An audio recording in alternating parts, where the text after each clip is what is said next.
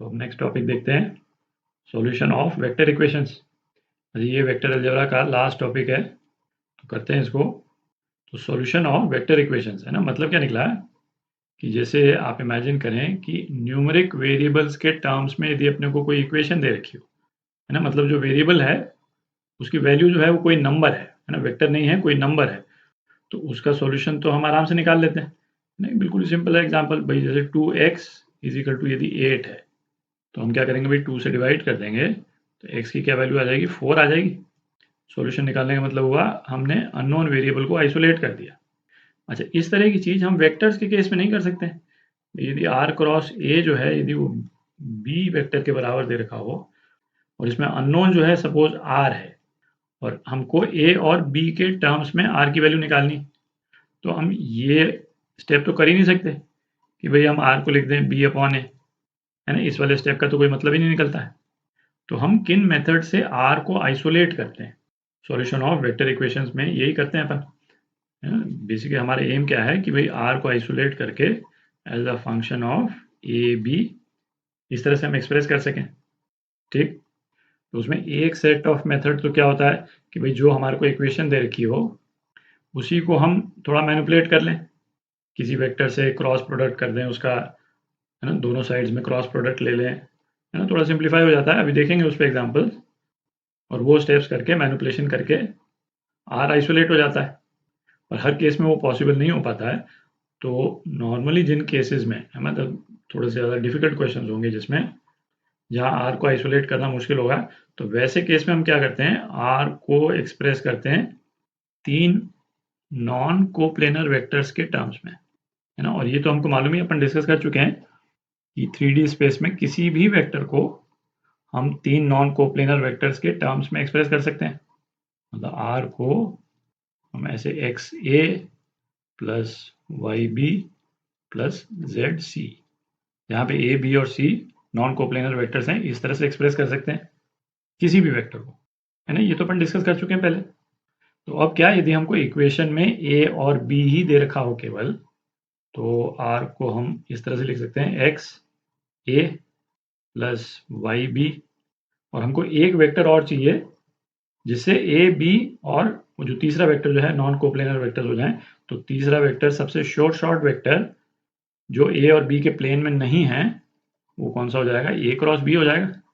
भाई ऐसे वेक्टर्स जो कि ए और बी के प्लेन में नहीं है, ऐसे तो हजारों वेक्टर्स हैं, पर हम जिस वेक्टर को सबसे इजीली कैलकुलेट कर सकते हैं वो कौन सा, ए क्रॉस बी, है ना। ये तो हमको मालूम ही है, ए और बी दोनों के परपेंडिकुलर है, ए और बी के प्लेन के परपेंडिकुलर है। तो वैसे केसेस में जहाँ पे सिंपल मैनिपुलेशन से हम आर को आइसोलेट नहीं कर पाए, वैसे केस में हम आर को, आर की ये वैल्यू लेते हैं, फिर उसको इक्वेशन में डालेंगे, और हमारा एम क्या रहता है इस केस में, ये एक्स वाई और जेड की वैल्यू पता करना।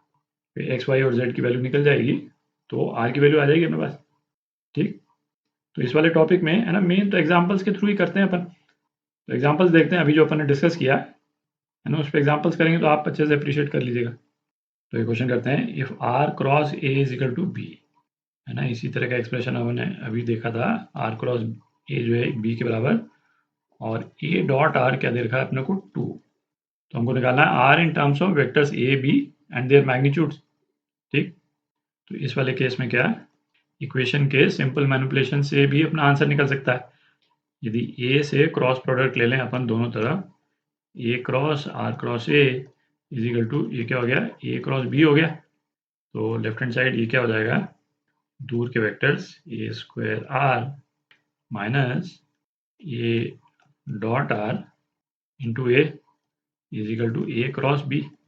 आप देख रहे हैं आर आइसोलेट हो गया, अब इसके साथ में केवल एक स्केलर आ गया, तो ये क्या हो जाएगा, आर इज इक्वल टू, है ना, ए डॉट आर की अपन वैल्यू अब डाल सकते हैं यहाँ पे, ए डॉट आर की वैल्यू क्या है, 2। तो ये हो गया 2a plus A cross B, ये divided by 1 by A square. तो ये आपका आंसर इस वाले केस में, है ना। चूंकि क्वेश्चन बिल्कुल सिंपल था, बेसिक क्वेश्चन था, तो हमको आर की वैल्यू इस तरह से एक्सप्रेस करने की ज़रूरत पड़ी नहीं, है ना, इस तरह का एक्सप्रेशन यूज़ करने की ज़रूरत नहीं पड़ी। एक और एग्जांपल देखते हैं। तो एग्जांपल देखते हैं क्या दे रखा है अपने को, R minus A cross B is equal to 0 और अगेन है ना ए डॉट आर दे रखा है 3 के बराबर, है ना। आर को आइसोलेट करना है बेसिकली। तो इस वाले क्वेश्चन को ना अपन दो तरह से करेंगे, एक तो सिंपल इस इक्वेशन को मैनिपुलेट करके है ना उससे भी आंसर निकालेंगे, और दूसरा फिर इस आर को है ना जनरल फॉर्म में लिख के है ना उससे भी अपन सॉल्यूशन निकालेंगे, ताकि आपको आइडिया लग जाएगा कि उस फॉर्म को अपन कैसे यूज़ करते हैं। ठीक, तो ये इक्वेशन जो है वो क्या हो गई, R cross B is equal to A cross B हो गई, है ना। जैसा पिछली बार किया था अपन ने, ए से क्रॉस प्रोडक्ट ले लें अपन दोनों तरफ, तो ये क्या आ गया, ए क्रॉस बी, तो ये क्या हो गया, A dot B R minus A dot R B is equal to A dot B A minus A square B.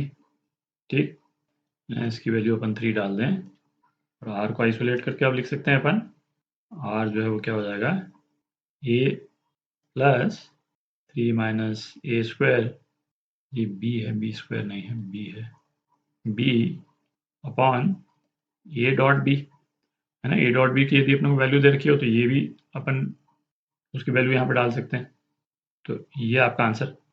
अच्छा, अब इसी क्वेश्चन को है ना दूसरे तरीके से भी करते हैं, तो सॉल्यूशन अपन ने यहाँ पे नोट कर लिया है ना, दूसरे फॉर्म से करते हैं इसको।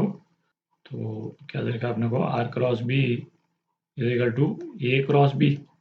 ठीक, अच्छा आर को जनरल फॉर्म में लिख लेते हैं, x a plus y b plus z into a cross B. ठीक, 3 नॉन कोप्लेनर वेक्टर्स के टर्म्स में लिख लिया अपन ने। अब आर की वैल्यू यहाँ पे डाल दें अपन, तो क्या आता है, x a plus y B, है ना, लिख ही लेते हैं, जेड ए क्रॉस बी, और ये किसके बराबर है, ये ए क्रॉस बी के बराबर। ठीक, तो ये क्या हो जाएगा, x into a cross b plus y b cross B, ये तो 0 ही हो गया, ये वाली टर्म तो 0 हो गई, प्लस जेड, ये क्या है, a cross B is equal to A cross B, ये हो गया। अच्छा, अब लेफ्ट हैंड साइड को राइट हैंड साइड से यदि हम कंपेयर करें, तो नोट करने वाली चीज़ क्या है कि ये वाला जो वेक्टर है z के साथ में, है ना, वो कहाँ लाई करता है भाई, वो a क्रॉस b के प्लेन में लाई करता है ना। ये तो अपन डिस्कस कर चुके हैं, ये a, या फिर a इसको बोल देते हैं, a ये और b ये, तो ये वाला वेक्टर जो है, जो a और b का जो प्लेन है उसी में लाई करेगा कहीं पे। तो इसका मतलब क्या होगा कि a क्रॉस b वाला वेक्टर तो इस वाले प्लेन के बिल्कुल परपेंडिकुलर है ना, जो कि राइट हैंड साइड में है। तो ये वाला वेक्टर जो है परपेंडिकुलर डायरेक्शन में कुछ भी कंट्रीब्यूट नहीं कर सकता है, देख रहा है। ये परपेंडिकुलर वाला वेक्टर क्या है, ये a क्रॉस b, और ये वाला वेक्टर जो है वो a और b के प्लेन में है, और वो प्लेन जो है वो a क्रॉस b के परपेंडिकुलर है। तो ये वेक्टर a क्रॉस b के कोएफिशिएंट को कुछ भी कंट्रीब्यूट नहीं कर सकता है।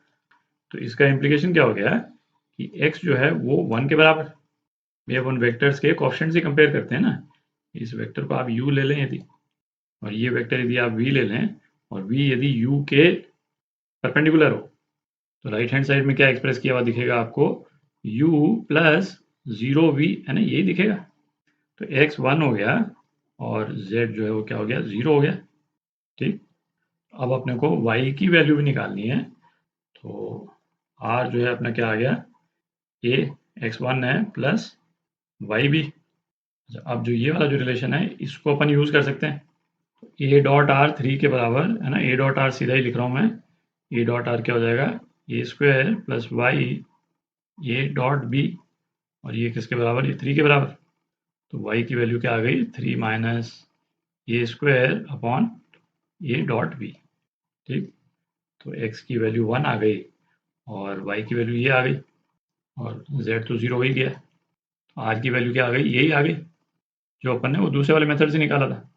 ठीक, तो दोनों ही तरह के मेथड आपको दिमाग में रहने चाहिए, है ना, जैसी ज़रूरत पड़े।